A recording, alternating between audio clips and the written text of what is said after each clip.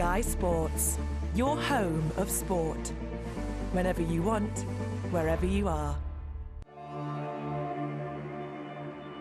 This programme contains flashing images.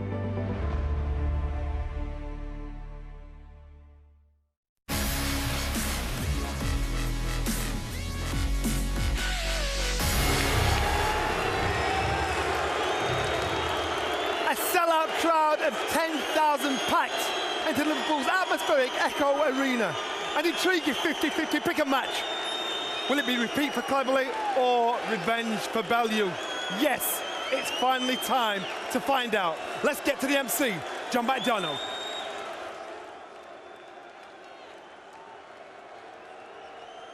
Liverpool, are you ready for this? Welcome to the ring, the former champion of the world, Nathan Cleverley.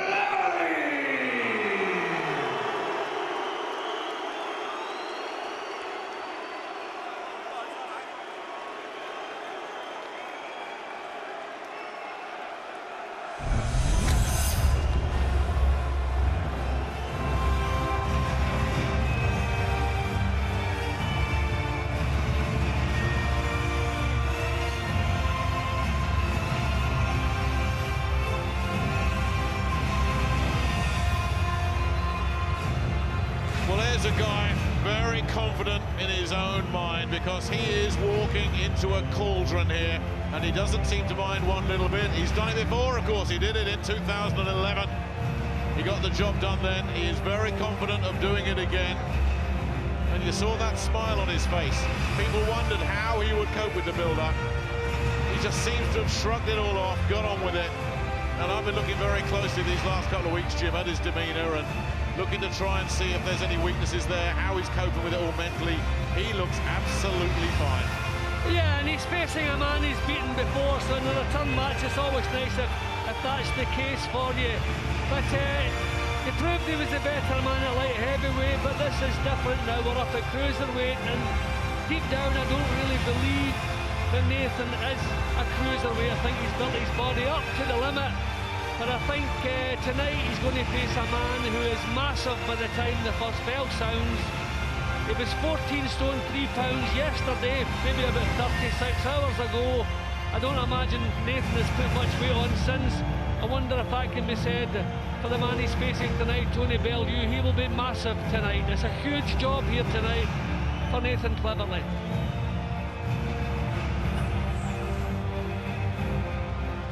Here comes Tony Bellew for what is unquestionably the biggest night of his professional career. He's built this. His animosity, his anger towards this man here has forced this rematch, has sold out the Echo Arena within 48 hours. Now he gets his chance for revenge. Or will this man, as he said all along, make it 2-0?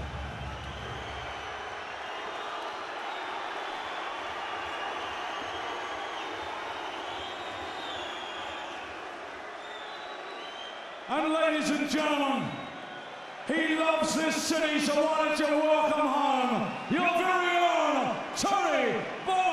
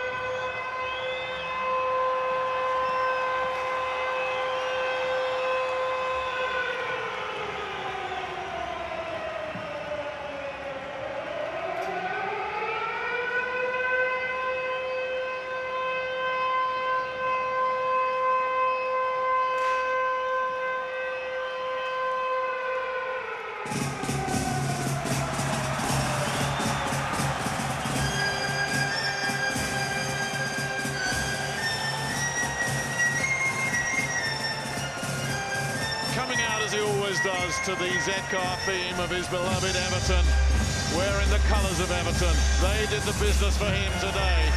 Can he do the business tonight? It's a massive, massive stage for him.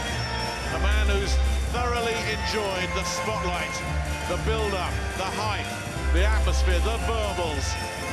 But now all that stops. Tony Bellew has got to do something very special tonight. He's got to deliver in that ring, because if he doesn't, Jim, where on earth would he go next? Yeah, well, I like to see a guy who puts himself on the spot before a fight, so people really expect and demand a performance from him. He looks a little bit too happy. I would like to see him more focused, if you like, but I think he's loving every minute of this. He wants to be a star, he wants to be a world champion, and he's facing a man who's already realised those dreams. I wonder if that'll make a difference. I wonder if he'll be that little bit hungrier. I think a lot of things have swung in his favour. I think the cruiserweight division suits him better. I think he has probably improved more since the previous meeting, and once again it's in his home city, so he has a lot of advantages there. Can he make those advantages count? We're just about to find out, but this really is a terrific match. You can make an equal case for both men winning this. And that's been the story throughout the build-up. Some lean towards Bellew and his power at cruiserweight. Others say Cleverly and his ring craftsmanship and his speed, the fact that he's an athlete. And that's something that Bellew has played on. I'm just a fat kid. He's the athlete. What chance have I got? They are so different every which way you care to look at it. Cleverly, even though he's 27, has had the longer and in many ways the more draining career. And remember, he's gone up through the weights down the years. He's gone up around 40, 42 pounds to that 14 stone 3 that he tipped the scales at yesterday. Bellew, a heavyweight as an amateur, boiled himself down to light heavy, now says he's at his natural weight. And you talked about that, Jim. He puts on around 12 to 15 pounds after the weigh-in as we look at their career records. Cleverly has boxed at a higher level. He's gone the traditional route, of course. So, who do you fancy? Do you fancy the athlete or do you fancy the fat guy? There's been some money tonight on Tony Bellew. They've been impossible to split for the last few weeks. They've both been 10 to 11. A little bit's come now on Bellew. But our poll has gone the other way. They've edged now towards Cleverly. 52-48, that split. We've all had an opinion. These two have done all the talking. Now, none of that matters. All that matters now is the introductions, that first bell, and we can get this grudge match on the road.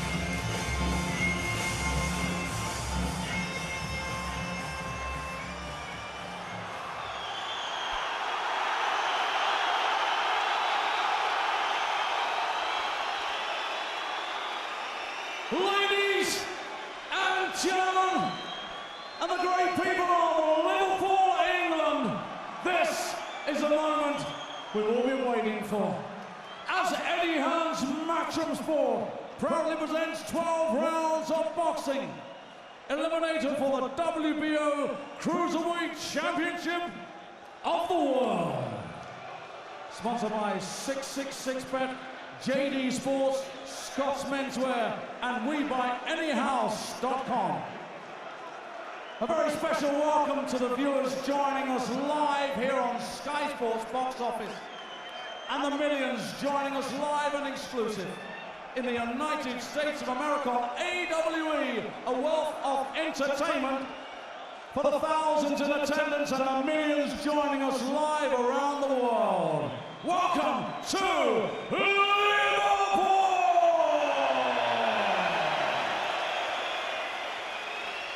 All the officials have been appointed by the WBO in association with the British Boxing Board of Control. Supervisor Robert Smith. Steward in charge is Al Hayes. Inspectors working the red and blue corner are Peter Humphreys and Steve Finesse. Timekeeper at the bell is Colin Roberts. And the judges in charge of the scoring: Howard Foster of Doncaster, England, Terry O'Connor of Birmingham, England, and Dave Parris of Leeds, England. When the bell rings and the action begins, the man in the middle, the man in charge, is Mr. Steve Gray of Fleetwood. And now, ladies and gentlemen, here we go! Introducing to you, fighting out of the blue corner. Wearing the blue trunks trimmed with white, weighing at 14 stone 3 pounds with a 25 fight record, 22 wins, 14 inside the scheduled distance, 2 losses and 1 draw. The former British and Commonwealth light heavyweight champion, the former WB International light heavyweight champion, and the reigning WBO International cruiserweight champion, a world title challenger. Ladies and gentlemen, from Liverpool, Tony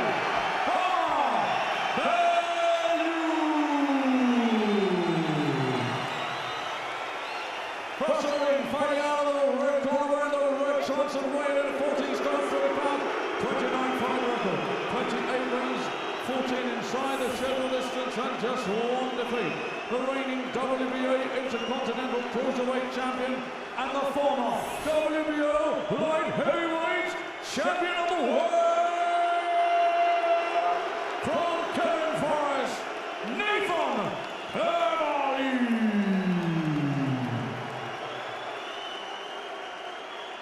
So that's it. The waiting's over. Away we go. 12 rounds of boxing. An eliminator for the WBO Cruiserweight Championship of the World.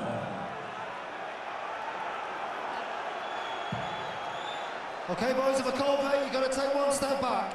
Don't let any of your punches go around the back of the head. And most importantly, protect yourselves at all times. Touch gloves. We don't.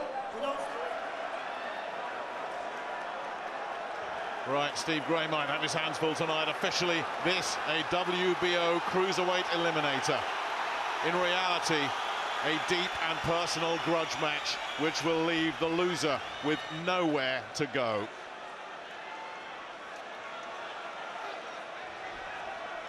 Seconds up, round 1. And we are underway.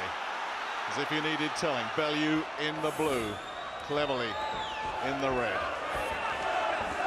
Which way is this one going to go? Cleverly looking to start fast. Speed, this has been his mantra, speed kills. Bellew looking to land a couple of lefts, put a left to the body there early. And Cleverly looking to try and get the jab going, and then Bellew replying in kind as well. See, Cleverly's got his hands up nice and high. A good jab, his jab's working well, Cleverly. He's settled a little bit quicker. I wonder, I think fighters training down to the weight gives them an edge. So I wonder, is it possible that Bellew, we think the weight is an advantage. I wonder maybe will he be sluggish and slow. We'll see as we go. But Cleverly certainly started nice and quickly, landed the jabs, cleaning a couple of times already. Bellew is blocked there. And the Echo Arena in full voice, just listen to that.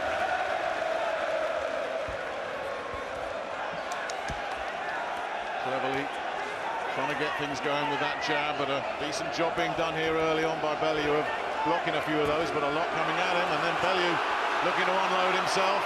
Cleverly just covers up, backs up. Bellew regroups. Cleverly has to think about defence. He's up at cruiserweight here. He's been reckless in the past. Bellew looking a little bit sharper now. Took a few seconds to settle. There are some concerns around the place that Cleverly's not had a serious test at cruiserweight either. He's had 2 fights, as had Bellew. Both of them were pretty routine blowouts. Bellew had a tough old night against Valerie Brudoff before getting rid of him in the last round. And the Brazilian Dos Santos had never been stopped before Bellew left hook got rid of him.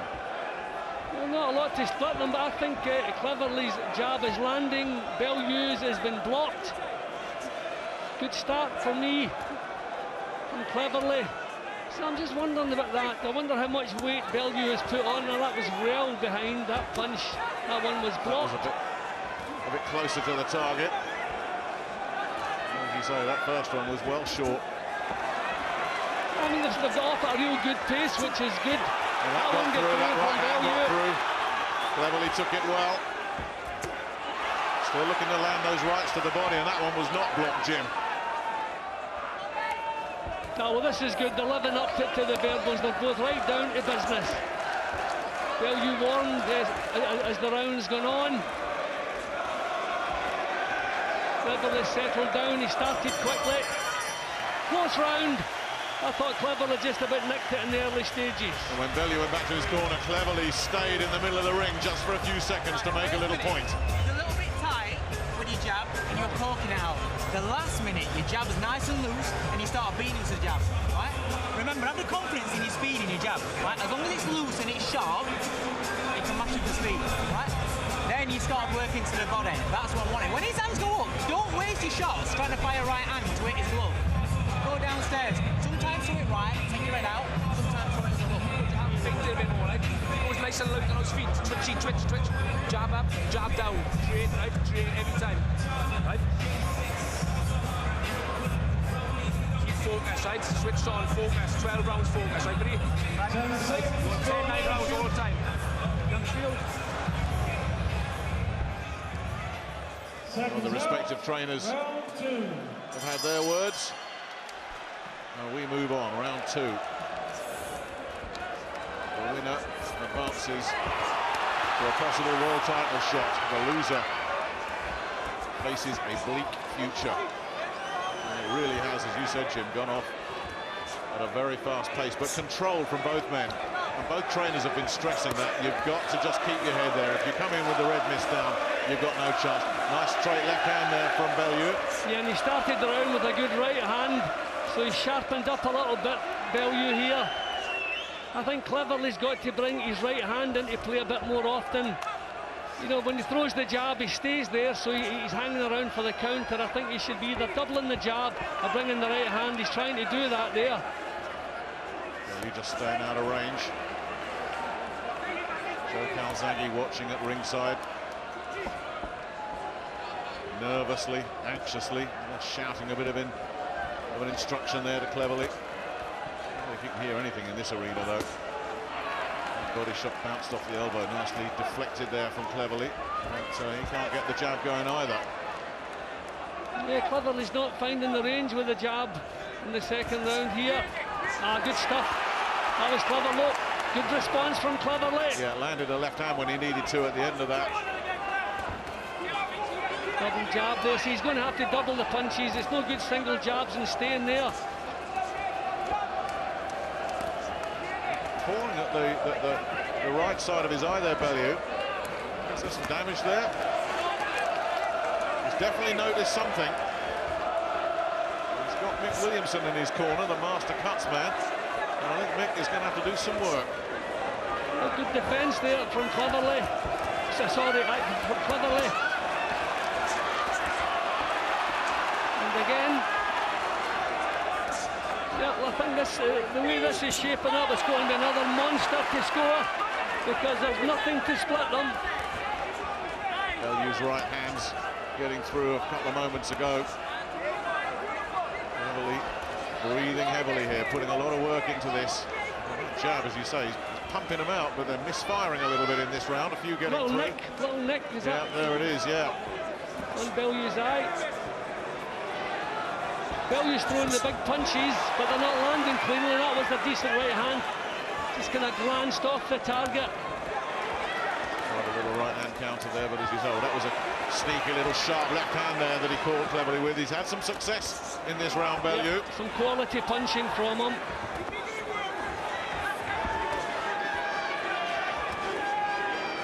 He's looking comfortable and composed, and Cleverly's putting a lot of work into this. Now, let's see what kind of damage has been sustained there. He has been cut before. You remember the horror cut against Roberto Bellonti, the Argentinian. It's nothing like that. Yeah, don't worry about that. No, but you don't want damage this early. That's worrying. Right, listen. Go with the jab. Go sharp. When you go fast, you're landing. When you're looking for a bit of a more power shot, you're not landing. Right? Okay? So we can see what caused that.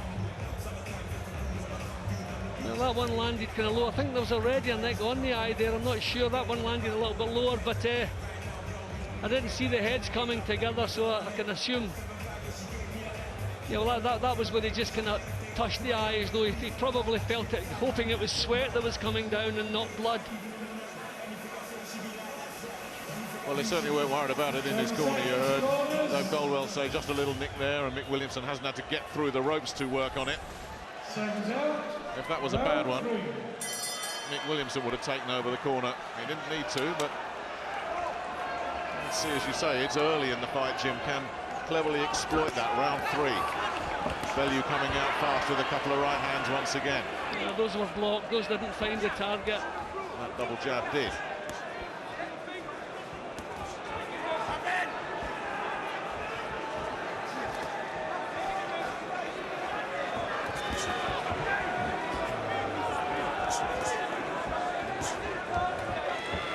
That was all blocked coming from Bellew. He's backing off. I thought he'd have been using his superior strength to come forward more than this. Keeping that high guard, isn't he, cleverly? Nothing doing there with that right to the body. That was nowhere near the target there. That was the round the back, the kidney region. He's misfired with that one before. Going through with a double jab there that time, though. Still feel Cleverly should be bringing the right hand in more than he's doing. He's just flicking with the jab. I think he's defensively minded. I think he's conscious of the power that Bellew has. And backing up there and forcing Bellew to miss, but the Liverpool man is on the front foot here. As you say, not landing clean. Bellew slipping and blocking. Bellew's defence is really good. But all he's using is the left hand, really, letting the right hand go there. You're going to need 2 hands to get this job done. You're going to need combinations. You're not going to do this with a jab. Good right hand from Bellew. The danger shot from Bellew, of course, is the left hook. That's what he'll look to set up. Jab, right hand, left hook. If that comes off, Cleverly could be in a lot of trouble. He can be the bully boy inside. Cleverly rolling on the ropes. Bellew trying to pin him down and land clean. Getting through with a couple, and then again round the back.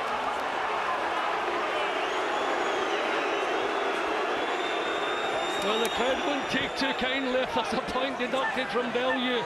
I just don't think Bellew's had the accuracy in this round. Another round is not easy to split them.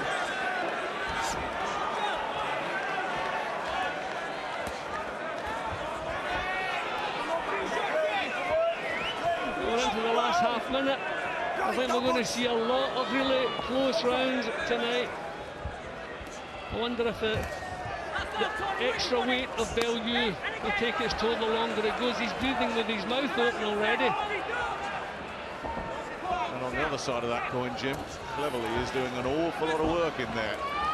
Yeah, but I think he feels he has to get off to a good start. Bellew can reach him with those punches. Well, the first 3 rounds have just flashed by. Let's get the thoughts of Jamie Robinson ringside with Ed. Yeah, really intriguing start. How are you reading it, Jamie? Yeah, the moment, the way I'm seeing it is, it's a pretty evenly matched stuff. But a battle of the jabs, but really, Cleverly's not doing anything other than jabbing, double jabbing. Sometimes they're landing, sometimes they're not. He's threw the odd right hand over the top. He isn't really using much variety. I think Bellew, on the other hand, he's trying to use quite a bit of variety. He's coming down the sides. He's bringing the upcuts through the middle. He's landed quite a few. I'm not sure how the cut happened. I think it was a clash of heads when they come together. But yeah, it's quite close. I've got Bellew 2 points up after 3 rounds, but without confidence, really. They're very, very close rounds, hard to score. Thank you, Jamie. Well, that's exactly how I'm finding them as well. Worth repeating that the judges are Howard Foster, Terry O'Connor and Dave Parris, and the latter 2 of those both judged in the first fight. Terry O'Connor had it generous to Bellew in most people's eyes, 114 apiece. Dave Parris had it 117, 111, generous to Cleverly. They're both sitting ringside tonight. Well, I agree with Jamie. That's what I was saying, that Cleverly is not using the right hand enough. And I think if you want to impress the judges, just jab, jab, jab all night long is not going to do that. Well, he's swaying against the ropes, looking to draw Cleverly in, and the Welshman having none of it, and that long right hand missed badly.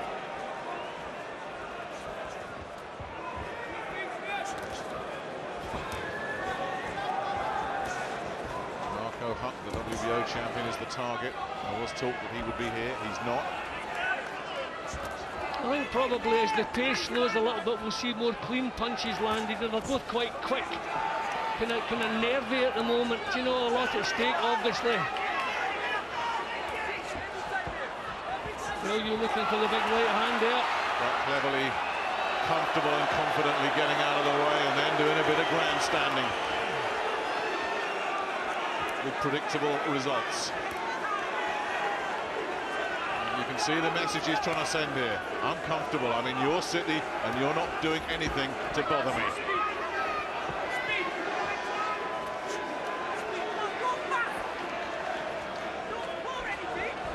Yeah, well, nobody really taking a hold of the fight with the scruff of the neck, that's for sure.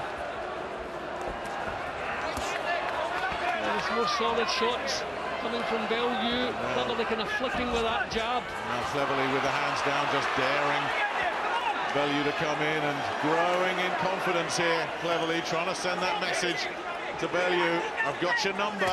You can't hurt me.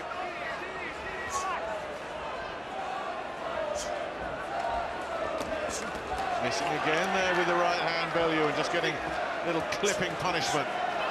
Cleverly still doing a good job of missing these big swinging right hands. And another one there, the body shot got through. The left of the body got through. And again the left hand from Bellew. Trying to work him over on the ropes. There was one that was low, got a little warning for it, Bellew. Cleverly again rode a lot of that, but not all of it. Nice little counter again from Cleverly, that good left hand. As Bellew just swung his way in. Yeah, Bellew's light, you know, he's winding up the big punches. He hasn't really got the accuracy as yet. Cleverly's kind of flicking a bit with the jab, not really stepping in behind it like a weapon. But as you say, he is looking confident. Cleverly, he looks happy in there. He's not really been pressurised. Another close round.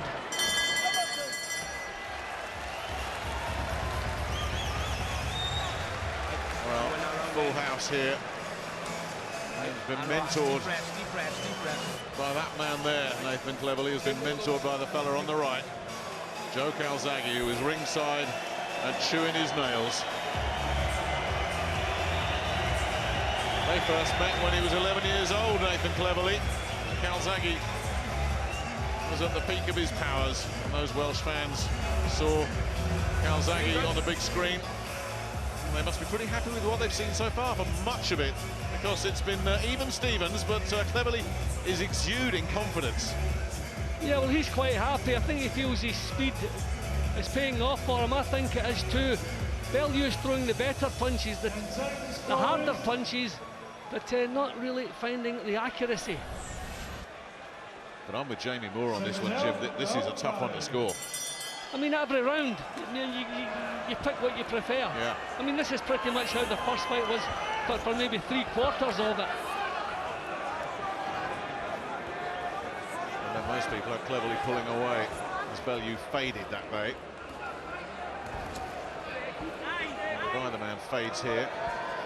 It's going to cost him the fight. Certainly that's one thing that the bookies were definitely set on. If it does go the distance, Cleverly is the likelier winner. I just wonder if Bellew's going to lack sharpness at this weight. I think he's put on too much weight. You know, I mean, solid punching, but he's, you know, there's no sharpness in what he's doing.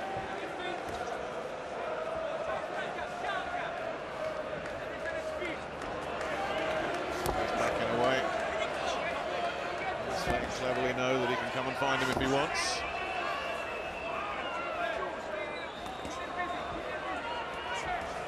Expected. It's not a surprise at all that Cleverly looks light on his feet, moving well. And that's what we're seeing. Well, I expected to see Bellew imposing himself a bit more than he's doing. Just lunged in a little bit there with that big right hand, and it didn't do anything.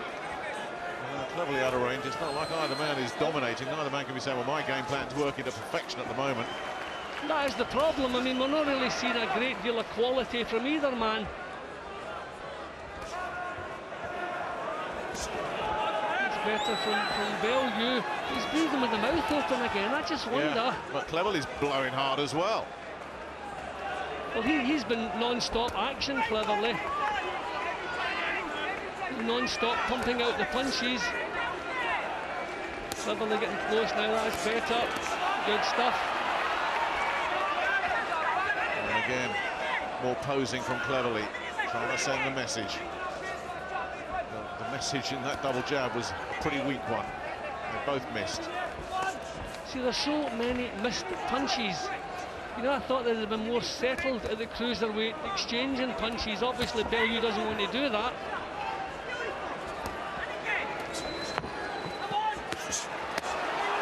Slapping left hands coming in from Bellew, right on the ropes just in front of us.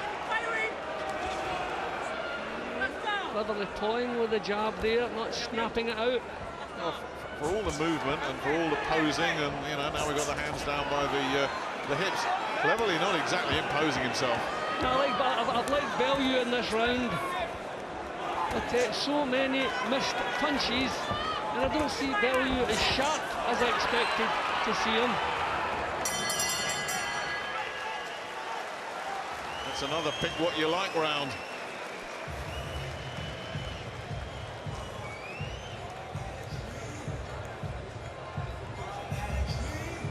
Over top, and you're throwing it sloppy. You're not turning no hips. You're throwing it the old way, right? A lot of pressing from Bellew in that round, and I think that the better punches did come from him. Cleverly flicking too much with the jab. Still feel Cleverly needs to bring the right hand into things more than he's done.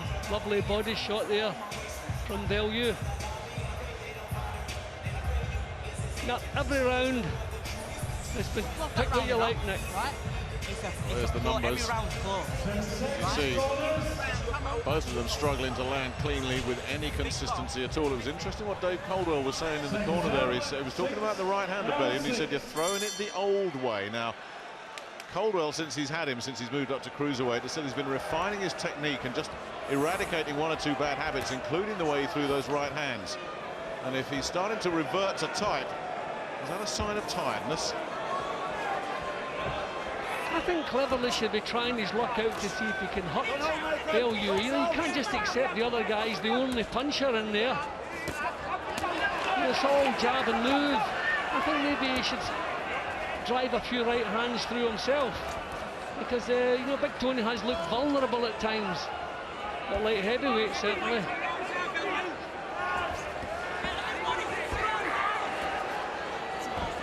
Once again, the cat and mouse stuff carries on, the feints, trying to draw the leads. You're right, Cleverly obviously feels he can just fiddle and fudge his way to this behind that jab. Well, his defensive skills are too good for Bellew. Nice little chopping right from Cleverly up close there. That's clever stuff from him. Bellew not able to land anything, getting the left hook through there now. But Bellew struggling to impose himself, getting a right hand through, but again, the upper body movement from Cleverly was good. He was under control whilst being put under pressure there, Cleverly. Didn't look bothered at all. Bellew, he's looking a bit flat-footed, Nick, you know. He's been very patient here, Bellew. Believe that the openings will come. Now these are flicking jab, I mean, they're point scoring, but there's nothing in them whatsoever from Cleverly. I think really he should be looking to put a bit more meat into his punches. A good response there from Bellew. Out of range again with that double jab, Cleverly.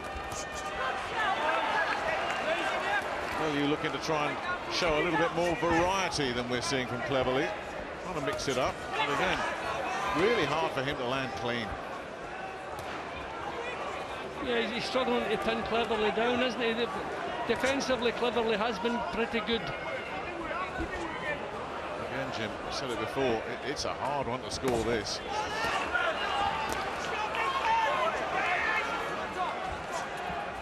Another few rounds of this, might see controversy coming along at the end of it. Cleverly looking to spin Bellew round. Couldn't do anything with it when he did, though. I mean, a lot of these punches that we're looking at from Cleverly, I mean, these are not really punches, Nick. You know, these are dabs, you know.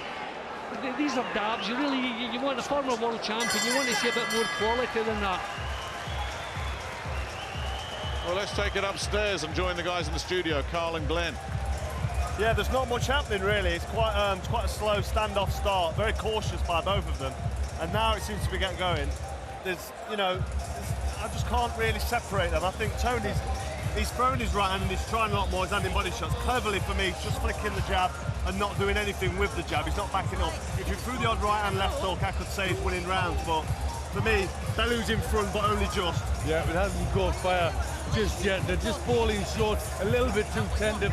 We want them to go in and just give it a little bit more. Either one of them, for me, it's dead level. I've got them 3 rounds apiece. Yeah, thanks, guys. It really is, isn't it? It's one of those that's very, very hard to score, and neither man has settled into any kind of rhythm at all. Well, I'm agreeing with Big Len. I have it 3 rounds apiece as well, but Bellew in that round was throwing the better punches.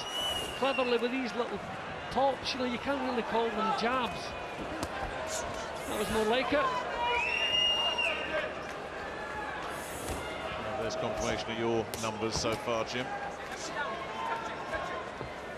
Let's see what happens. I mean, it's pretty much that you can score what you like here. Yeah, the better absolutely. quality punches, I think, are coming from Cleverly, but not always the accuracy. That was better. A good shot. A couple of right hands getting through from Bellew. Cleverly's absorbed them. I want to go back to something Carl said. He made a very interesting point there. We've not seen an awful lot from the right hand of Nathan Cleverly. Well, I've been calling on that since the second round. You know, he's got to bring his right hand into play to impress the judges. Too much with the left hand. Well, that was my first impression straight off.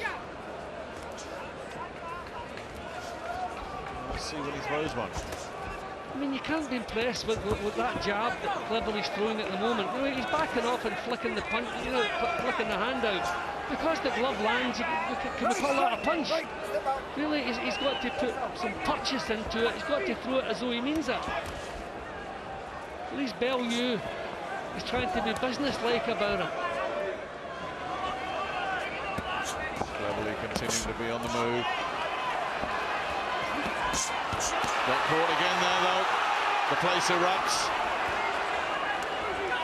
I mean, no wonder Bellew can come through these punches, because he's just dabbing with the jab. He's doing nothing to discourage the march forward. There he goes again. He's just dabbing the hand out. That is not a jab. He's got to put some snap into it, or bring the right hand in. Well, he tried to bring the right hand in there when they were in the clinches, so I'm starting to wonder if he'd broken it or something, because he was doing so little with it. But he's been able to throw it, just not throwing it very much, and not with anything behind it.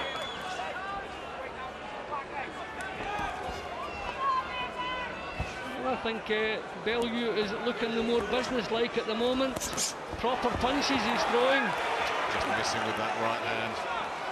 That was a Cleverly right hander. That was a low one, and there's going to be a little telling off there.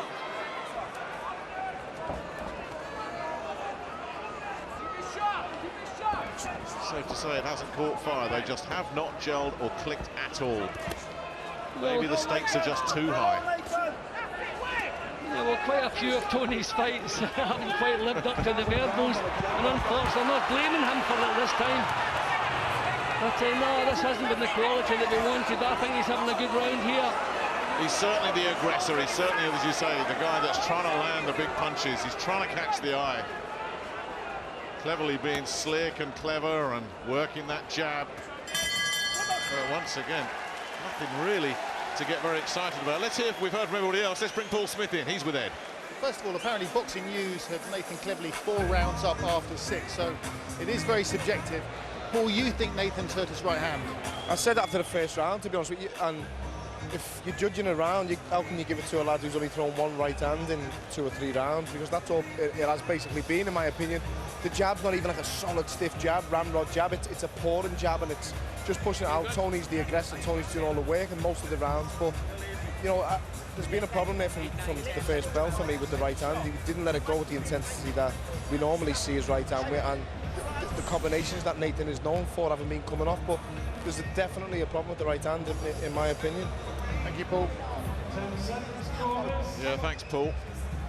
Yeah, it's a mystery. He's throwing it, but as you say, even when he throws it, it's very sparingly and nothing there. And he's jabbing and moving to his left to try and stay out of that big Bellew left hook. So defensively, the game plan is working. Bellew hasn't really troubled him with that power that he feels he carries at cruiserweight. But offensively, just not much coming. It's flick and pinch and get out of the way stuff from Cleverly. This. That's what I mean. I don't know if I can call that a jab. You know, flicking it out in the glove, it reaches the target. I mean, is that a point-scoring punch? I mean, at least Bellew is throwing proper punches. Good response there from Cleverly. We need to see more of that. I wonder about the right hand. As I say, I've been calling for it since the early stages, but we're not seeing it. Well, we'll find out after the fight, of course. Oh, there is a problem with that right hand. He's looking for that right to the body, Bellew, and he's off the target again. And Cleverly just flick, flick, flick. And it's just a very half-hearted jab. Just not doing it. There's no intent behind that at all. It's just keeping him out of range, isn't it? Just say, stay off. I mean, look, it's almost a backhand, that one. There's nothing in it whatsoever. I mean, that is a backhand, the one he's just thrown there. The other one was close. I mean, this is very, very strange, this, from Cleverly. We're not seeing so much showboating from the Welshman either. Round 8. Oh, that was a decent right hand. And then the heads came together. That's the best right hand we've seen for quite a while from Nathan Cleverly. That's the best punch of the round. Can he build on that? There's still a minute left.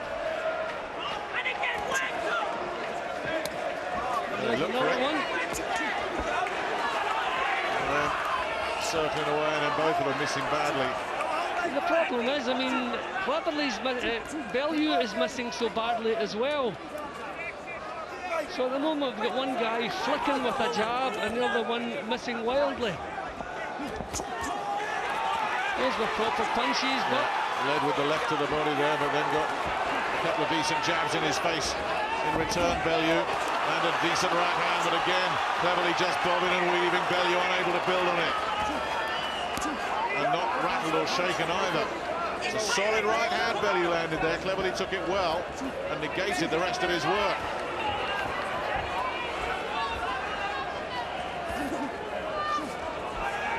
I mean, I don't expect Clever to. That's better, the right hand again. He's produced some good work in the second half of this round, Cleverly.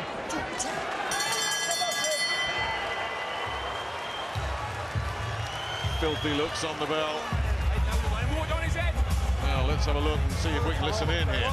Now you've got him, right? Now put the pressure on the fucker. Give that a quick wash. Now put a bit more pressure on it, right? His right hand's going to come through, right? Jab in the meantime, pressures, educated pressure, right? Nice and smart, right? Nothing silly, just a bit more pressure, right, Niv? Just spit out. Right, deep Well, that's press, how the odds are looking. Right, now you've got him, right? You fit Bellew, left, the red hot favourite. You're fit. 9, 10, 11, 12 left, right? Deep, fill him up. Cleverly drifting Right, out to deep breath. 9 to 4. Fill those lungs, fill the lungs. Right, I just think that there's not quality in what he's doing. I mean, he produced some good right hands halfway through the round, but at the same time, you know, Bellew's missing that. I mean, that was a decent jab, which was answered. You can see Bellew's throwing better punches, but not all that accurate. Interesting listening to Darren Wilson there, who's a very experienced cornerman. He just said, right, now let's go. Are we going to see a different side to Nathan Cleverly's game here? Has he got a different side? Has this been the plan all along, just to try and tire Bellew out, then go for him late? Good right hand there from Bellew.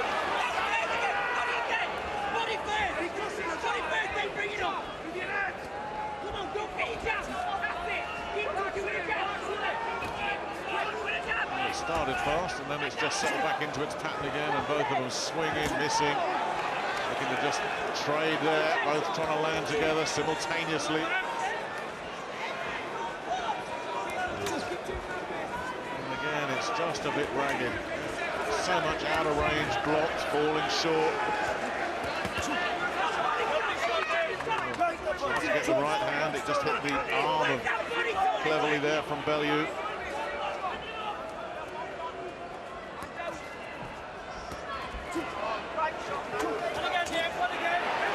Bellew looking to try and keep the pressure on. Now, can he make something happen here? Can he get him into a bit of trouble? Well, that's a decent left hook. Cleverly, though, has taken it. That's as good a punch as Bellew has landed. And is Cleverly feeling the effects of that? Can Bellew catch him again here? Well, Bellew at long last trying to use his natural weight and strength, trying to put it on Cleverly, using the elbow a little bit there. Well, this is good. This is the best exchange we've had so far. And Cleverly is feeling some heat here as Bellew pours it on, and we've still got over a minute left in the round. As that big left hand hurt him. But has he managed to recover? Bellew knows, though, that he's got the initiative here. Can he keep it?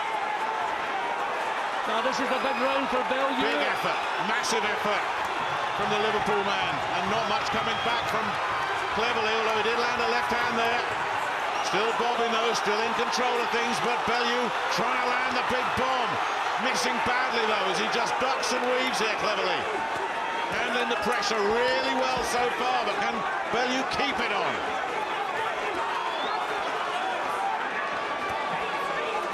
This is a real draining round. Left hook to the body, Bellew. Cleverly just on the ropes, can't get away. Where's that footwork gone now? So the big question, who's this taking more out of? Bellew, who's throwing all the big punches, or Cleverly? Still working the body. They haven't moved for about 30 seconds. And still Bellew is just piling it on. And still Cleverly's trying to stay out of range. It's a war of attrition in there right now. What a session that was. And as you say, Jim, who did that take the most out of? Because at the end of it, Cleverly is still standing. But what did it take out of him? And remember, that was the round that Cleverly started fast when Darren Wilson told him to. He's really looking tired, Excuse the language. Cleverly. I reckon this was a fight that would get tougher for Cleverly as it went along because of the weight. Is that happening? You've been working harder since young, right? You remember that. Yeah, that really was an energy-sapping round there, and for me, Bellew certainly got the better of it. Cleverly was coming back with decent punches. Over the last few rounds, we've been seeing a lot of flicks with the left jab that I haven't been all that impressed with. At least Bellew has been throwing proper punches. But yet, that round took a lot out of both. That may be the round that decides the fight. Cleverly off his stool early. Who can last the distance here?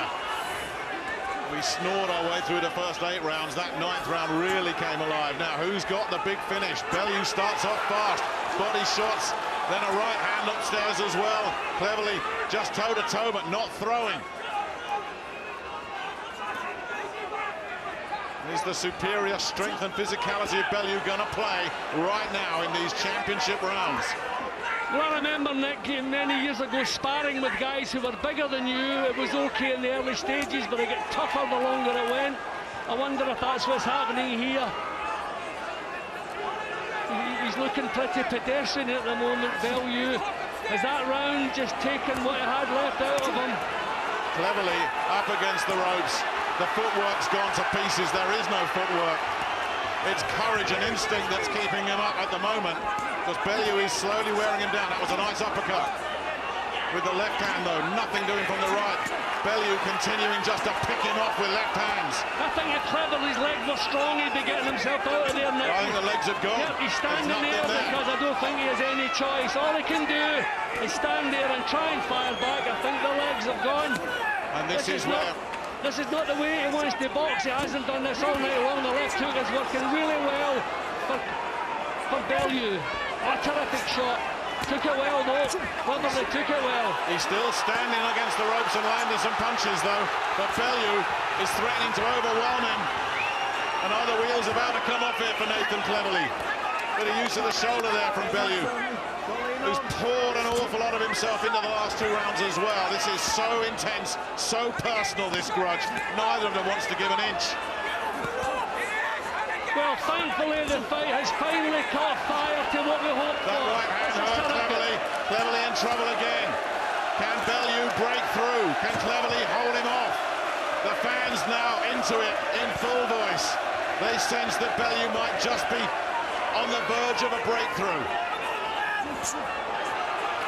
And Cleverly has not moved from that spot again, and is just getting tagged repeatedly. I wonder if he's going to have the energy to walk back to his corner, Nick. I think they're going to have to bring the stool up to him. If he goes, Jim, he will not get up.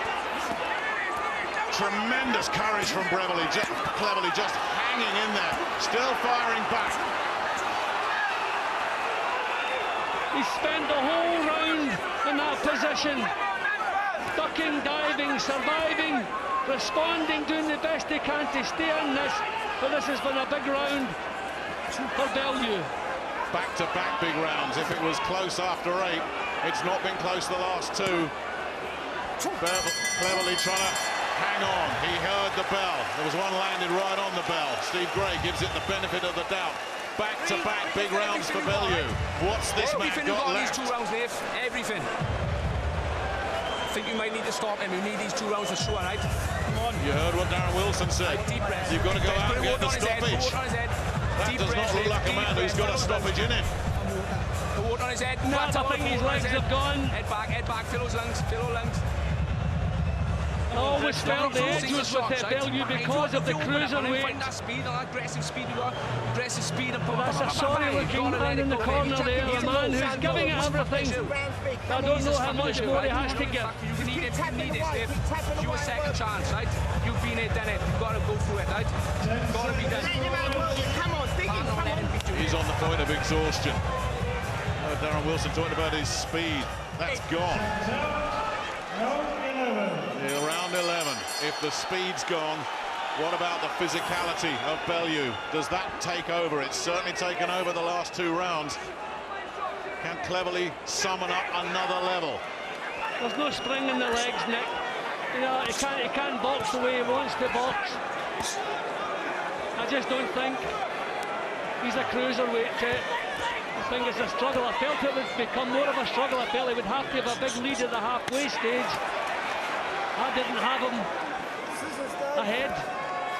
Bellew just bullying him against the ropes, and Cleverly just can't move. He sets his feet, tries to come back with a few counters like that decent left hand to the body, and then a combination, Bellew just outworking him, grinding away. I mean, Bellew is tired as well, but he has the strength and the weight, and he can dig the punches in.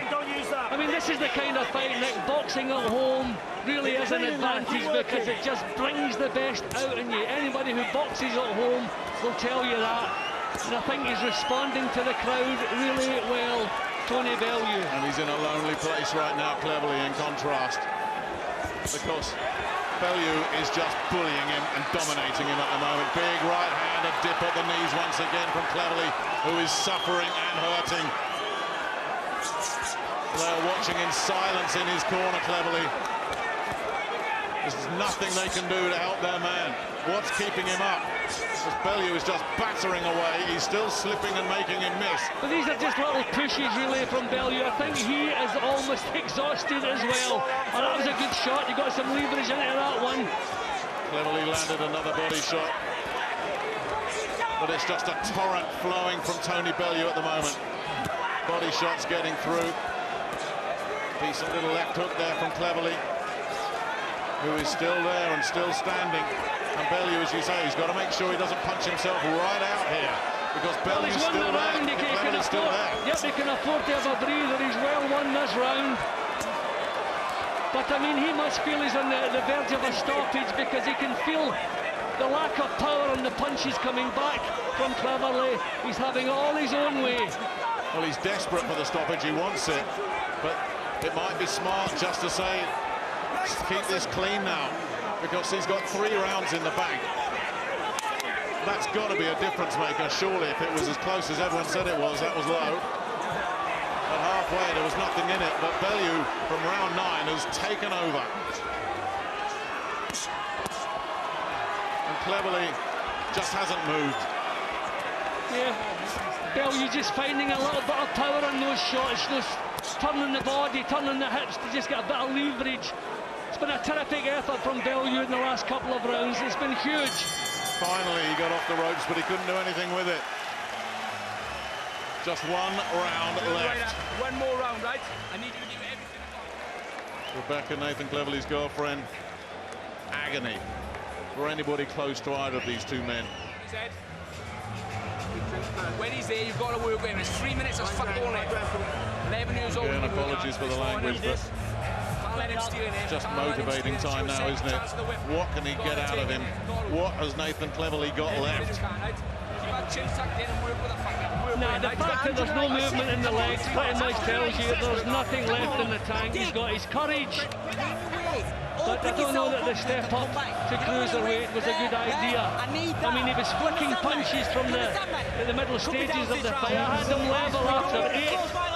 So I have Bellew comfortably in front now. A huge effort the last 3 rounds. Dave Caldwell read the riot act there, fired his man up and said it could come down to this last round. He doesn't want Bellew taking his foot off the pedal. The last round of a fight that didn't really do much for us for 8 rounds, but has really gripped the imagination in the last 4 because it's been impossible to take your eyes off this bitter grudge. Well, I mean, the first 8 rounds, Nick, you could pretty much see everyone the way you liked because there was nothing, there was no quality, nothing to split them. But no question who's taken charge from the beginning of the 9th. Bellew looking to stay on him there, just where they were in the last round. Still firing punches back, but no footwork at all. Great right uppercut there from Bellew. Cleverley's absorbed that. Comes back with a little chopping left hand of his own. Cleverley doing amazingly considering he's barely able to move. Now he's off the ropes. And Bellew straight off the ropes himself. I remember their first meeting, it was Cleverley that finished the stronger. No question who's finished the stronger here. Well, you got to hand it to big Tony Bellew. He gave us the verbals, but he's dug in, he's got everything he has here. Every last ounce, he's pumping it out there. And so too, though, is Nathan Cleverley, who's given everything he's got, and still he won't go. Right hand's raining down on him, still he's trying to cover up. Still Bellew looks for the finish. Cleverley swaying, blocking, dipping, ducking, doing everything he can. Now, this is, I mean, thankfully the last 4 rounds has been terrific action, perfect show of courage from Cleverley. And Tony Bellew backing up his words. Good left hook from Bellew there. Bellew staying controlled as well. At no point has this got out of control, this fight. We're down inside the last minute now. Can Cleverley find something yet to turn this around? Can Bellew keep the pressure on? Can he get a knockdown that surely would seal it decisively? If it needs sealing, because he's taken the last 4 rounds. Yeah, surely that's enough. Would need to have a massive lead after 8, and I don't see how that could be the case. But Bellew still wants the finish. Not letting Cleverley off the hook. Inside 30 seconds. Does this clear the air between them once and for all? We'll find out soon enough. And we'll find out who wins and who goes on. And we'll find out whose career might be winding to a close in these last 10 seconds. Well, I just think natural weight has been the difference. It was a 50-50 fight for the first 8 rounds, but from that point on, the sheer size and strength of Bellew. Yeah, I think Nathan Cleverley accepts he's not going home a winner tonight. It was Bellew who raised his arms in triumph. It's Bellew that is saluting the crowd. Cleverley just had a little smile with Dave Caldwell, Bellew's trainer, who just came over to pat him on the back. I think he has, as you say, Jim, accepted the inevitable here. Bellew has poured it on in the last 4 rounds. and surely that's enough to get his revenge. Well, I felt all the way through Bellew was throwing the better punches, but he didn't have accuracy. And then too many of the rounds, Cleverly was just flicking with the jab. There we have it. Well, it's pretty convincing. I mean, I have it convincing. I have it before points. You know, Cleverly, I don't think the cruiserweight limit is going to, if he boxes on, he's going to have to see if he can get the weight back down to light heavyweight, because his punches had no effect whatsoever. You can see I had it dead level after 8, but then Bellew completely took over on my card from there. Maybe a bit tighter. Some people had Cleverly ahead in the early stages, so maybe have a little bit tighter, but we can't make a case for him winning this. No, there's no argument about the last 4 rounds. As you say, you'd have to have Cleverly a long way ahead after 8 for him to have any argument here, because Bellew dominated from round 9 onwards. Yeah, and Cleverly himself, he's experienced enough to know if it wasn't his night. And as I say, too many of the rounds, it was flicks he was throwing as opposed to good snappy jabs. Wasn't putting punches together. I think the job was just a little bit too big for him. Well, let's get some thoughts from Jamie. How did you see that one, Jamie? He's with Ed. Well, how did you score it, Jamie? I've scored the fight 117, 112 to Bellew, Ed. I think he was close early parts, but I think he was just nicking the rounds with his variety. The middle rounds, even though Cleverly was only using one hand, as I mentioned earlier, so it looks like he's hurt his right hand, but he was sort of dictating the pace even with just the jab. So the middle rounds sort of went to Cleverly, but then Tony's picked up towards the end, and I think he's won it by about 4 or 5 rounds. Tony finished very strong, didn't he? He certainly did. I mean, the pace was hectic towards the end, and Cleverly just couldn't really stay with it. Although, as I said, he only had one hand, so fair play to him for digging deep. But I think Tony Bellew definitely looked the fresher towards the end. Let's find out the decision from John McDonald. Ladies and gentlemen, after 12 rounds of boxing, we have a split. It's a decision. split, and the look on Bellew's face says it all. Judge Terry O'Connor scores a contest 115-114 in favour of Cleverly. Wow.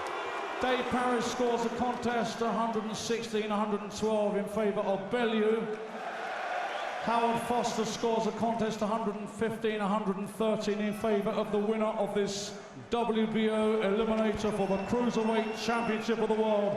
And the winner is Tony Bellew! Yeah, he's got it. He's got it. There would have been a riot in this place if that hadn't gone his way. An extraordinary card from Terry O'Connor, who had it level when they first met.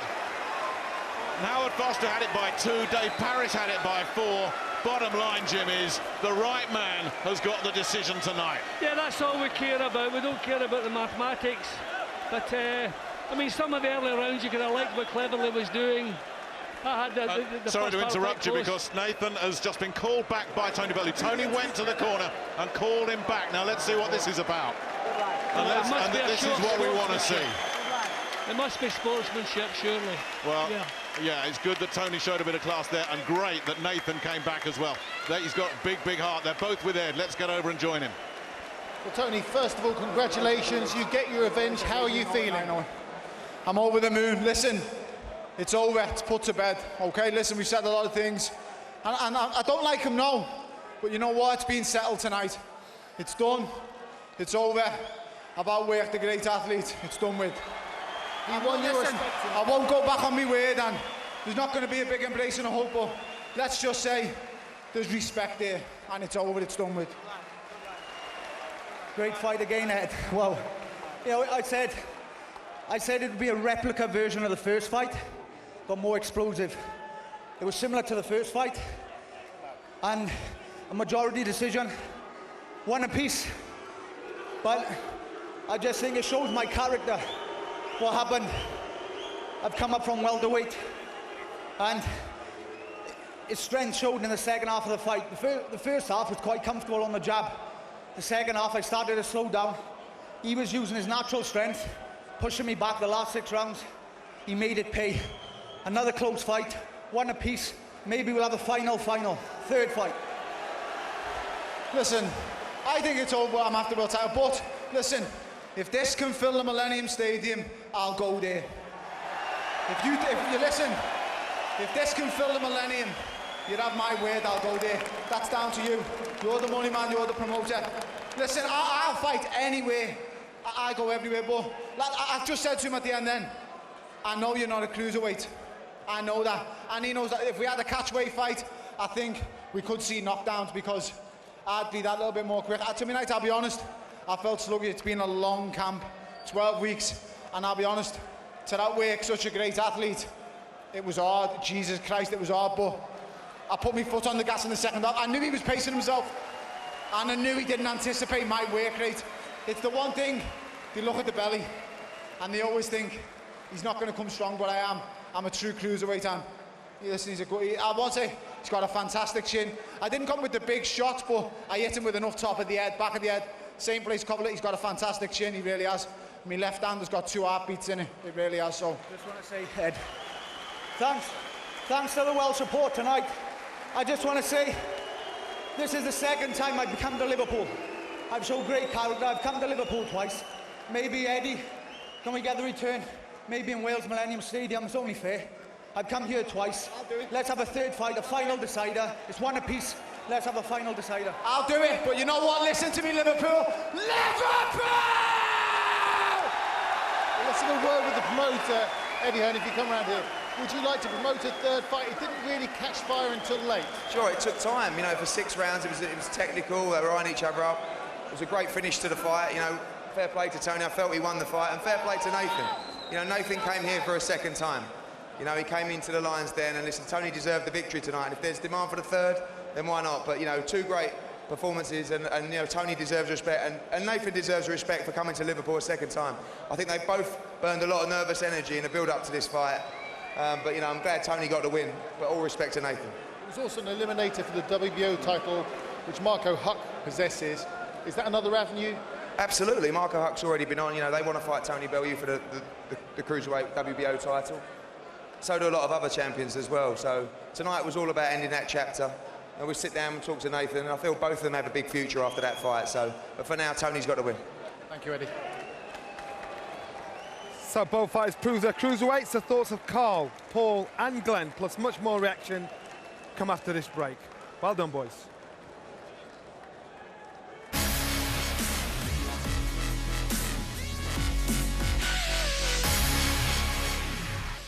So his revenge sweep for Tony Bellew. He makes it 1-1. The fight was close until it got down there. The end stretch. And Nathan Cleverly started to fade. Bellew wins on split decision. Boys, eventually the fight caught a light. Bellew, eventually his power, his weight, his strength said it all. Well, you know, for me it was a strange one because early on it was technical. It was both standing off. There wasn't much happening. It was both finding the feet, and then when it started to, as you say, get going, it was more Tony Bellew imposing his strength onto Nathan Cleverly. And if you'd have told me Cleverly broke his hand, I'd have thought, right, that explains it, because he wasn't throwing his right hand. He didn't seem to be doing much. Obviously, Tony was nullifying his work and walking through his jab and backing him up and using his strength and catching him with shots. But it was just a strange one for me. There wasn't much happening at all. And the right man won. I thought Tony Bellew did a fantastic job. It was a draining fight for both of them. And, you know, there's not much really I can say. I mean, over to Paul, really, for this one. Listen, in my opinion, after the first round, I said I think Nathan's hand's gone. He threw about 3 right hands in rounds 2, 3 and 4 to get him from then on in. It was 1 or 2 a round, and I don't care how good your jab is, which Nathan's tonight wasn't, no disrespect to him. It was a pouring jab, it was a lazy jab a lot of the time. You can't go out and win rounds and dictate rounds alone on your jab unless it's a quality jab. Tony's throwing the kitchen sink at Nathan, trying to catch him and trying to pin him down. And I didn't really honestly think it was a close fight, to be honest with you. Glenn, it was role reversed. We expected the pace, the technical work to come from Nathan Cleverly, but quite the opposite. It was very strange, like the boys are saying, the way that Nathan Cleverly kept away for so long, didn't throw his right hand, and then all of a sudden just was totally flat. There was no fight in him. But when Tony was taking the fight to him, getting on the ropes, there wasn't a great deal in his work either. And all of a sudden, I was expecting Nathan coming with a quick flurry of shots that he was almost like he was playing possum, like he was doing rope-a-dope. I couldn't believe that he seemed so tired. I think the reason he was standing on the rope, sitting on the ropes, playing rope-a-dope, as you said, is because he had no choice. I think his legs were gone. He was so physically trained. Couldn't do nothing at range. But I couldn't believe how he got it. He was in that state because there was nothing in the fight. It wasn't a like he'd worked himself to a physical Paul, to give credit right. to Nathan, he may come out tomorrow and say he's hit his hand. He might not want to be put an excuse in tonight, like a lot of fighters do. But these two guys fought each other 3 years ago, so they're familiar with each other. So they knew tactics, they knew exactly what to do. Do you think it was just down to lack of experience for planning for Nathan Cleverly? I think I was watching Tony, and if I was a fan of Tony and I want to give him advice, he was a bit too loose, but he had great head movement. Nathan was very static. He wasn't throwing the right hand enough. He wasn't throwing the usual combinations, which he has a lot of success with. He comes forward and he throws punches, fast hands in combinations, but maybe we were all talking all week in the build-up about the extra weight and the extra manufactured weight, the extra muscle on the shoulders and up top, and it will drain you. Muscle doesn't slow you down, it tires you. The only significant difference in the two of them that pulled them apart at the end was Tony wanted it more, and you could just tell. But it wasn't great work. It wasn't anything that is going to have the rest of the cruiserweight division saying, "Whoa, what about that?" I think, if I'm honest, and I don't, you've got to be brutally honest on this. I think they're both a shadow of the former selves. Well, we've heard backstage there's nothing wrong with the right hand as far as Nathan Cleverly is concerned. That's baffling. Carl, do you think it's through the lack of cruiserweight fights to Nathan Cleverly why he performed the way he did? Possibly. I mean, he's not had a great Since deal of his fights. stoppage. Yeah, he's not had a great deal of fights at cruiserweight anyway. He got a bad beating against Kovalev. That was a draining, mentally and physically draining fight. Now he's up at cruiserweight, and like Paul said, skeletal muscle drains oxygen. It just tires you out. So I think he's discovered tonight that he's not a natural cruiserweight, and by trying to do 12 rounds at cruiserweight, he finds himself on the ropes, physically exhausted. Tony Bellew did everything he could do tonight to win the fight. He outworked him, he sat him on the ropes, he put the shots together. There's nothing more he can do, and it's not easy to pin somebody down. You're probably doing yourself in sparring. When somebody's sitting in front of you on the ropes and they're ducking and bobbing and weaving, you can't land the clean shot, and when you're missing, that drains you. So he was tired as well, but Tony was the rightful winner, deserved winner. He did everything he could do tonight to win in the build-up, Nathan released a press statement saying there was a tweet. He tweeted, "There's one way to beat a bully, and that's to bully him back." And I read it, and I thought, you know what? I don't think Tony Bellew is a bully when he fights, but tonight he was the bully for the last 5 or 6 rounds. If you've got boxing ability, the first thing you learn if you're coming in with somebody who's a banger or somebody who's strong is when your back hits the ropes, slide off the ropes. But he was content to stay there. As you content said, he to wasn't get even taken. possum, was he? There was nothing coming back. Nothing coming back. Question the fact that he was physically drained. He couldn't do it. I don't think he could physically do that because he should have moved off the ropes. You're right. As soon as his back touched the ropes, spin off, put his shots together. It looked like he was playing possum, but evidently it wasn't, was it? What about the scoring? Split decision. Were you surprised when you first heard that? Never mind the scoring itself. Really, really shocked. I don't think it should have been a split decision. I think that's ridiculous. I don't even know. I'm looking at the names now who scored it split decision, but I can't make an argument or a case for Nathan Cleverly winning that fight at all. Terry O'Connor at 115, 114. I think in the last fight he scored the fight level in the last fight, so he's seen a little bit. Nathan Cleverly, when he's had his back to the ropes, was throwing little shots in, not shots that I would have counted as point scoring shots. But he was jabbing for 6, 7 rounds, pouring with a jab. Yeah, exactly. You could cause them. If you're a good judge of a fight, you can't give rounds to a kid who's just jabbing and pouring jabs. You've got to watch the both fighters, and if you watch one and all he's doing is flicking little jabs out, how can you give him rounds? Okay, does this merit a third fight? That's what we're trying to talk up at the Millennium Stadium. Does it merit a third fight? That fight didn't set the world alight, didn't excite anybody. And usually, to get a third fight, you need a, Arturo Gatti, Mickey Ward. You need a Morales and Barrera. You need them sort of fights where people are out the seats screaming and cheering. I think that's been put to bed now. I think Tony Bellew is the deserved rightful winner, and that's the end of it. The only thing that would make me think that it could is what you need for a return fight is the people to pay for it, the people to come see it. And it seemed like the Liverpool people might want to do that. I think when they go back and adjust to it, they'll see the fight as it was, and I don't think it was warranty of a third fight. Bellew's won. He looks the better man. I don't think Nathan Cleverly can get himself up to beat Tony Bellew again. Speaking as a Liverpool fan, I want to see Tony Bellew go on and challenge for the world title. Yeah, now. I want to see him move rather on than have another eliminator. You know, go on and get what you've just won tonight. You've just won your right to maybe fight for the world title. That was the next question. Where do both fighters go? You say Tony Bellew to go on to fight for a title. What about Nathan Cleverly? Does he still campaign at cruiserweight or try and get himself down correctly at light heavyweight? It's entirely up to Nathan Cleverly, and he's made a few bob out of boxing. He's had a very good career. He's been world champion and he won a legitimate world title. He's got to ask himself. He's got to ask himself. Judging by that performance, he's got to ask himself, truly, does he want it anymore? Because he boxed those last 5 rounds like somebody that didn't want it anymore because there was no fire in his belly. Are you suggesting he should walk away? He'll do what he wants to do, but he's got to ask himself because he looked in the last 5 rounds that he didn't want it anymore. There was no fire whatsoever. You know, he never come back with anything at all. He just stood and took a pound on the ropes and bobbed and weaved. So, you know, where's his pride? You know, he's got to fight back. You have to ask, if you were looking after Nathan Cleverly and you were training him and he was coming back round after round for the last 5 rounds there, would you be happy with him? You know, and as a quality of fighter is, I really rate him. You wouldn't be happy with that from one of your fighters. And as I say, you know, if there's nothing wrong with his hand and it's back from, why don't you throw your right hand? And we're judging him working. As a former world champion. He's a former world champion. So the level, for me, the level he's gone, he's slipped quite a bit at cruiserweight. Maybe he can come back at light heavyweight again, seeing what Kovalev's done and say, okay, that's another level for me, but there's still fights for me. Yes, he could do that. Yes, he's, you know, a loss doesn't mean you're finished, you should walk away. But he's got to ask himself, because I think after Kovalev, what did that fight really take out of him? I understand that. And after Kovalev, Nathan Cleverly has controlled the whole ship. He trains in Wales. He's a tactician. He takes on the corner man himself. Has he got the experience to take this responsibility on himself to be a successful fighter at cruiserweight? I'm not so sure, to be honest. I mean, I know after the Kovalev fight, he announced that he's retiring. He doesn't enjoy the sport anymore. He doesn't want it anymore. He wants to go out and enjoy himself. You know, I'm quoting Nathan Cleverly. He's now come back, and this is his comeback fight. You know, this is his big reinvention of himself. And it was let's be honest, it was a poor performance. He's not done anything there today to say, right, I don't want to see him fight again. I think you can build from that. I think, you know, the right decision would be to stay retired if he wants my advice.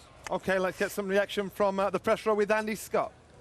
Yeah, thanks, Johnny. I've got the scribes together. David Anson, I'll go to you first from the Daily Mirror. General consensus was it wasn't an easy fight to score up until about 9 rounds. So how did you score it? I thought Bellew won by 3 or 4 rounds. I thought he was a busier fighter, he was more aggressive. We think Nathan had the problem with the right hand, which meant he couldn't unload it, and was just trying to rely on the jab and was just sort of almost like just trying to see the fight out towards the end, really. I've just nipped backstage, and surprisingly, he didn't say anything about the right hand at all. I did ask.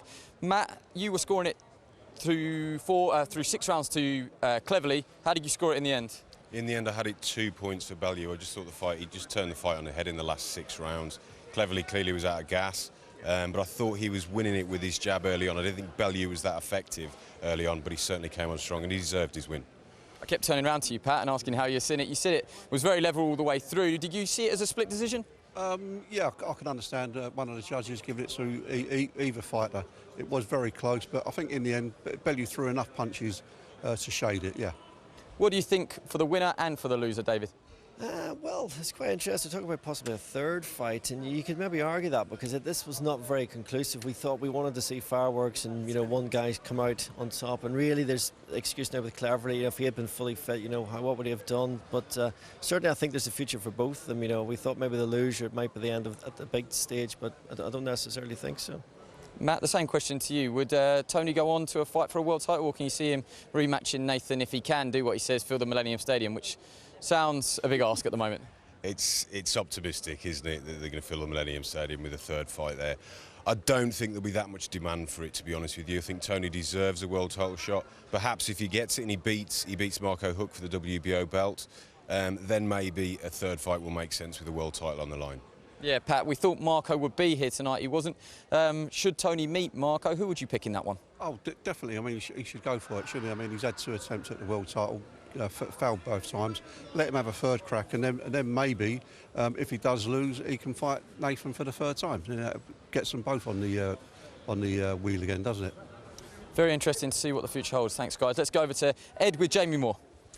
Thank you. Should there be a third fight, Jamie? It's a bit of a sense of anti-climax almost after that. Is there any value in a third fight? Yeah, I think I agree with the lads there, Ed. I think, You know, it wasn't a terrible fight, but it wasn't what people anticipated. And if Tony can beat Marco Huck for the world title and let it build him a bit of momentum again, then maybe so. But I think I agree with the lads when they were talking in the ring. I think catch weight would make for a better fight, because I think although Tony Bellew is probably better suited to cruiserweight than Nathan is, I don't think he's there yet. I don't think he's fully grown into the weight division. It's a massive step up, you know. It's a stone and 10 pounds, 24 pounds. So if this met somewhere in between, I think they'd both be a little bit more athletic, more engines in him, and I think it'd be a better fight. So that's one for the future. But I think Tony Bellew's earned his crack now at Marco Huck, and I think he deserves to go and do that. Whether he gets it over here or whether he has to travel, we'll see. But I think he definitely deserves his shot now. What did you think of Nathan's performance today? And obviously you're a trainer now. What advice would you give him going forward? I've got to say, Ed, I just think, well, first of all, the positives were he coped with the pace quite well up until the end, even though he was outweighed in there. I reckon he was giving away probably 10, 12 pound. His jab was great, but that was the only shot he used. And I can't, you know, I didn't count, but I wouldn't imagine he threw any more than 20 right hands during the fight. So, which is obviously a big question mark. Why didn't he? He obviously, in my mind, he must have damage there. He must have damage, which has obviously limited his performance. But you know, taking that into account, he's put up a great effort there, and he's tough. He's got a great chin, because Tony can definitely punch. He got him with some real good body shots towards the end, which have a better, you know, greater effects when fatigue's kicked in.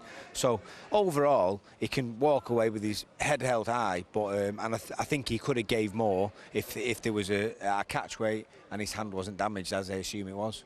He was a world champion at light heavyweight, but was that a world-class performance from him? I've got to say no.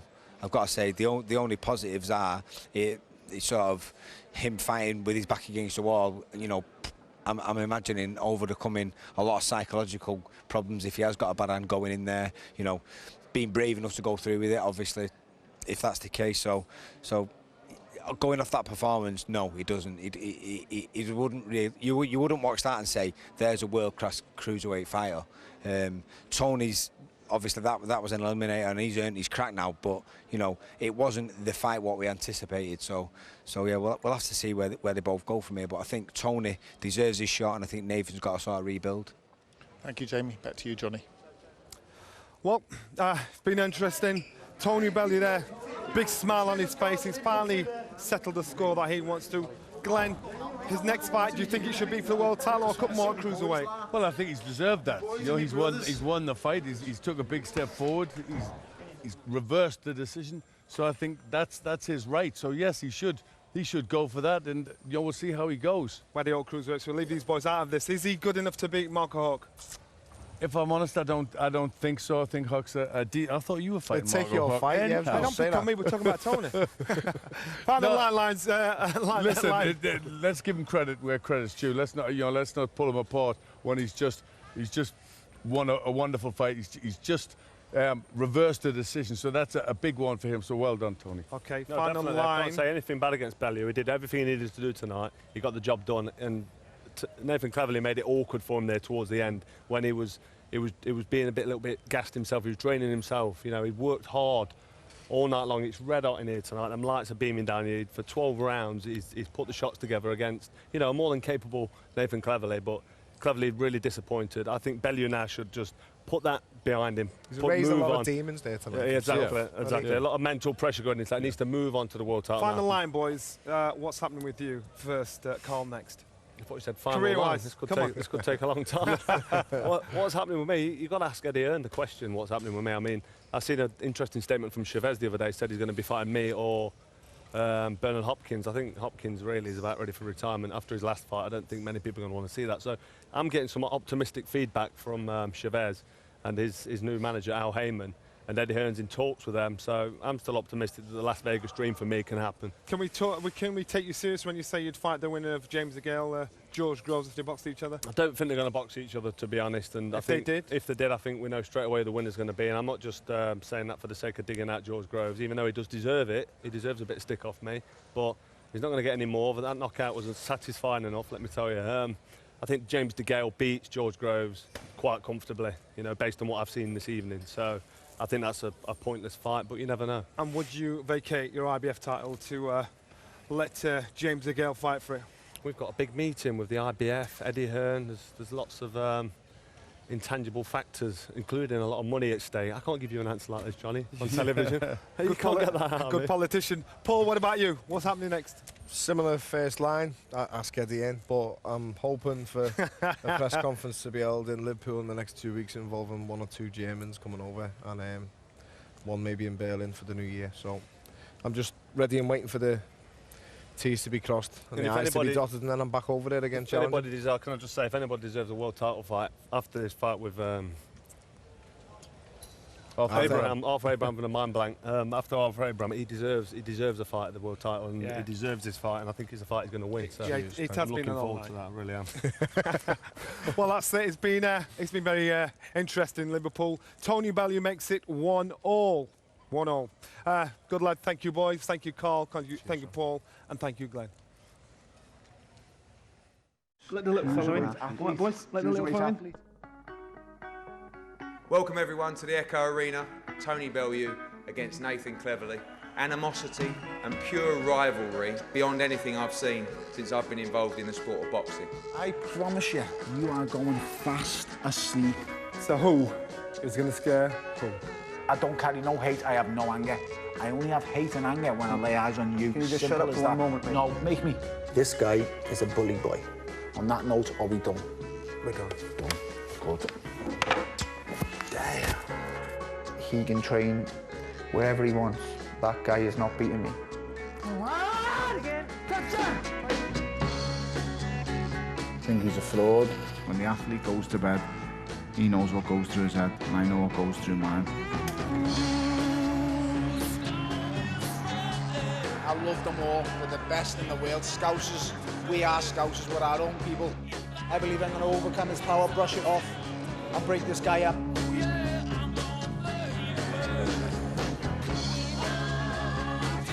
Here we go. Revenge is a dish best served cold. Talking's done. Tools are wrapped. Down to business now.